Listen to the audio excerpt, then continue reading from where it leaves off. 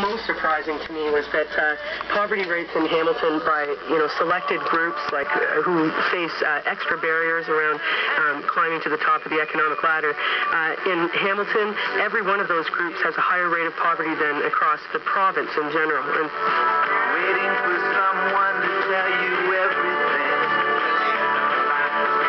Sit around and wonder what. Welcome back. Bill Kelly Show, 900 CHML. You're watching on Cable 14. Sarah Mayo and Deirdre Pike from the Social Planning Research Council with us. Sarah, you wanted to make a point about the mental health issues and how they can be an impact on this. And I want to get into one of the other key elements of this whole thing, too. But first of all, to your point. Yeah, so mental health and disability were two, we have a chapter on health, and I was quite surprised. The disability data from the census shows that Hamilton has the highest, tied with London, disability rate in Hamilton, in Ontario, among the 6 communities we looked at. So about 15.6% of people under age 65 have declared some activity limitations that prevent them from doing activities at home, at work, or at school. And people in some ways aren't surprised, but it's the first time that we've really seen the numbers to confirm it. And then similarly, mental health. We have the highest rate of people contacting mental health professionals. 8.4% of the population said they did so in 2005, and that's above the Ontario average of 7%. And again, we're highest in our selected communities. So these are important issues around health and the health of Hamiltonians. And can be exacerbated, of course, by these circumstances too. I mean, somebody who is maybe having a problem with depression and stress and things like that, it's only going to get worse until this situation gets better, because they're in the cycle, aren't they? Oh, absolutely. In terms of people living below the low-income cutoff, you can definitely see that there would be high connections between those people who end up experiencing depression or increased anxiety as soon as you start having to, for example, if your EI has run out and now it's time for you to sell off all that you have and give away all that you have in order to climb onto the social assistance system, I can just imagine the level of anxiety and how that feeds into depression. And this is, I'm sure that this 8.4% of Hamiltonians who have contacted mental health professionals, we could do some cross-tabulation work and figure out how many of those folks actually live in poverty. One of the other stats here that jumped out at me as I looked through this was not just single parents, but female single parents. And once again, Sarah, we're above the provincial average there. Mm-hmm. Yeah, so female lone parents, the reason we always try to take a look at that population is they face kind of the dual barriers of taking care of children alone, and also the barriers that women face in the labor market in terms of lower incomes that they often face. And Hamilton is above the provincial average. At about 15% of families with children are led by female lone parents. It's a bit lower than Toronto and Windsor, but it's certainly a growing population. About 20,000 families were led by female lone parents in Hamilton. And another interesting finding from the Vanier Institute of the Family in Ottawa, they found that the second most common reason for separation and divorce was physical or emotional abuse.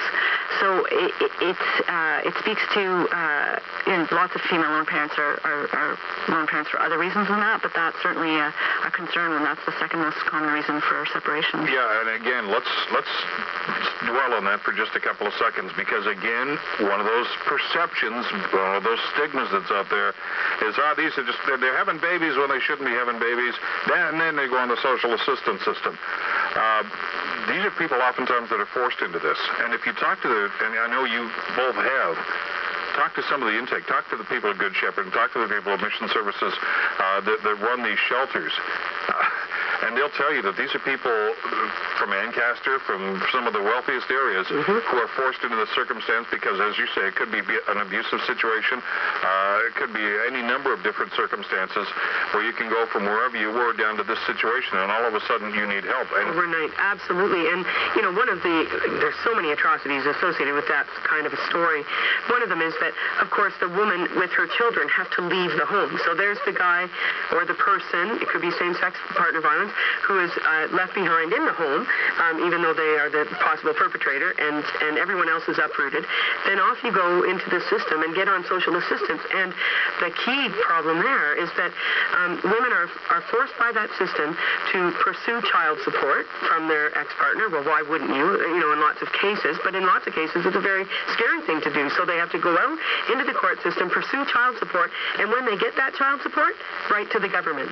So if I'm a woman on social assistance with a child, and, you know, following the rules, I pursue child support, all of a sudden the courts award me, oh yes, your ex-partner is required to pay you $240 a month, that money bypasses me and automatically goes to the government. Yeah, so, that's a rule that has to change. Just to clarify, it goes to you, but then social assistance will remove that amount from your check. Clawback. Yeah, you still don't see a cent of it. You don't see you see, in fact, it's even more of a slap on the face because you get your check that says, oh yes, so-and-so sent $240, but you're not going to get it. We took it.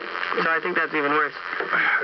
The problem here for people that are trying to climb out of this cycle is that some of the restrictions that are in place here, and these are long-standing with federal and provincial governments, are really prohibitive.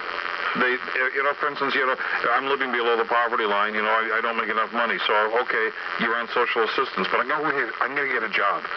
Well, as soon as you do that, they claw back your social assistance, so you're no further ahead. They claw back 50% of your paycheck. It's the highest taxation rate in that sense of anybody who's a worker in Ontario. The highest taxation rate is toward people on social assistance who are working at Tim Hortons, making 10 and a quarter, and now they're making 12 and a half. And so you know, they're saying, hey, I'm trying.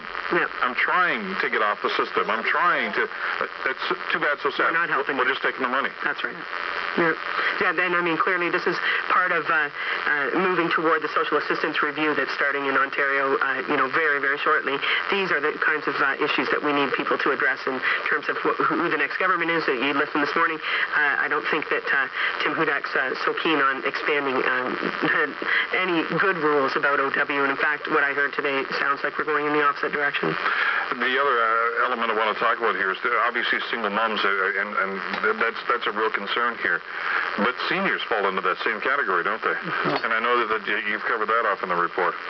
Yeah, we do talk about seniors. Seniors have in our group, in our analysis about different poverty rates, seniors do have the lowest poverty rate among our group. But other reports we've done have shown that the gap between male and female seniors is the largest. So about 10% of male seniors fall under the poverty line, whereas it's 22% for senior women. So it's definitely a concern. A lot of that's about pensions, I believe, right? In terms of women at this, I think that number will change a little bit over the next few years because as women participate more in the labor market and have in the last number of decades been able to get pensions and get decent jobs, some of those women will be lifted out of poverty when they become seniors. But it's still a lot about pension reception, I believe, right? Yeah, with the other reality we need to face here, though, is there's an awful lot of people in the workforce now that don't have pensions. That's right. And they're going to be very concerned about that, too. So, I mean, that's a red flag that we need to address as well. We talked a little bit about visible minorities. We talked about poverty rates and the things that are happening here in Hamilton. How do we look at these numbers, Sarah, and say, let's develop a strategy to move forward here? I mean, you've got the data, you've got the information. Clearly, we've got some huge challenges here. How do we get our heads around this and try to do something to try to elevate the whole community? Yeah, well, it's not, you know, one radio show that we're going to come up with all the solutions. I think that this is laying the groundwork for trying to wake up citizens and politicians and others who are making decisions about how those decisions are made and who they're including in those decisions. Really, we point to, and the city has done really tremendous work in laying out a framework for addressing some of these issues. So they really want organizations and businesses to adopt what they call an inclusion lens, to really for people to think about, okay, how can we include more people in this?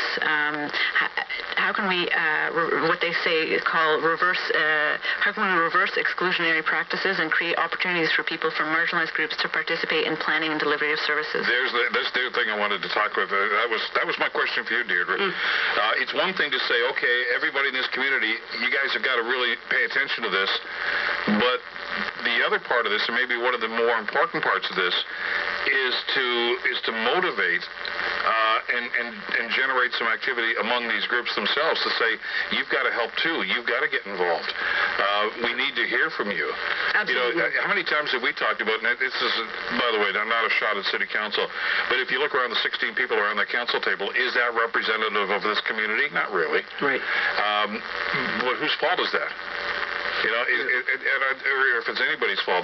The only way that's going to change is if all of a sudden there's this resurgence within those communities to say we need to be active in this. We need to have a voice. Yes, absolutely. And, I was just at a roundtable for poverty reduction meeting this morning, and Dr. Chris Mackey is actually leading the Shifting Attitudes About Poverty working group. And they recognize at the roundtable that one of the key things in the community is we have to get people moving along in their understanding of poverty. And one of the things that they want to do is ensure that the people with the current lived experience are participating more fully at these tables. So again, it echoes exactly what Sarah just mentioned.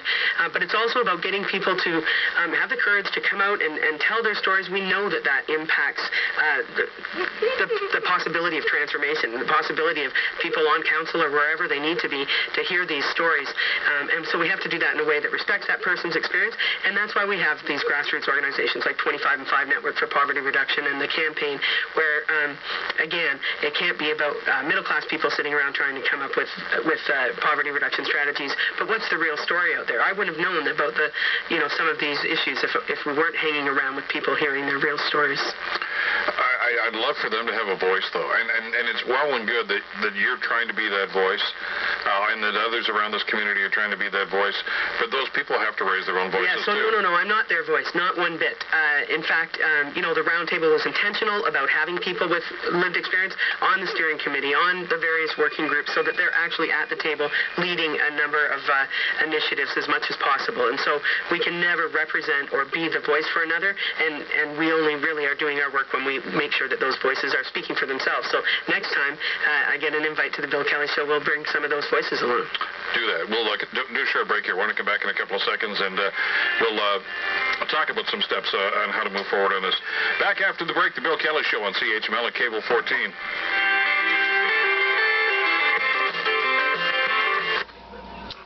I'm going to tape the other of this. I'm sorry I missed the beginning.